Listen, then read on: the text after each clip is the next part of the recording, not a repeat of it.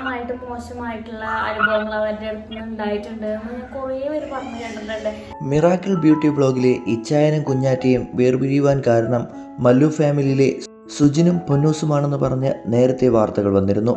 എന്നാൽ ഇപ്പോൾ സുജിനും പൊന്നൂസും വേർപിരിഞ്ഞപ്പോൾ ആ വാർത്തകളെല്ലാം സത്യമാണെന്നും മല്ലു ഫാമിലിയിലെ പൊന്നൂസും ഇച്ചായനും തമ്മിൽ വളരെ മോശമായ തരത്തിൽ ട്രോളുകളും വന്നിരുന്നു.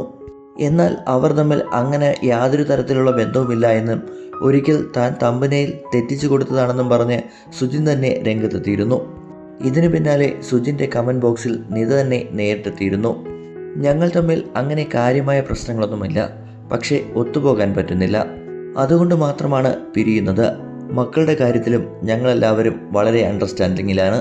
കുഞ്ഞുങ്ങളിപ്പോൾ സുജിൻ്റെ കയ്യിലാണെങ്കിൽ കുറച്ചുനാൾ കഴിയുമ്പോൾ അവർ എൻ്റെ അടുത്തേക്ക് വരും. ഇങ്ങനെ തന്നെയാണ് മുന്നോട്ട് പോകുവാൻ ഉദ്ദേശിക്കുന്നതും. ഞങ്ങൾ തമ്മിൽ അല്ലാതെ വേറെ യാതൊരു തരത്തിലുള്ള പ്രശ്നങ്ങളുമില്ല. നിങ്ങൾ കൂടുതലൊന്നും പറഞ്ഞ് വഷളാക്കരുത്. മല്ലു ഫാമിലി എന്ന യൂട്യൂബ് ചാനൽ വളർത്തി വലുതാക്കിയത് ഞാനും കൂടി ചേർന്നാണ്. പക്ഷേ ഇനി അങ്ങനെ ഒരു ഒത്തുചേരൽ ഇനി ഉണ്ടാകില്ല.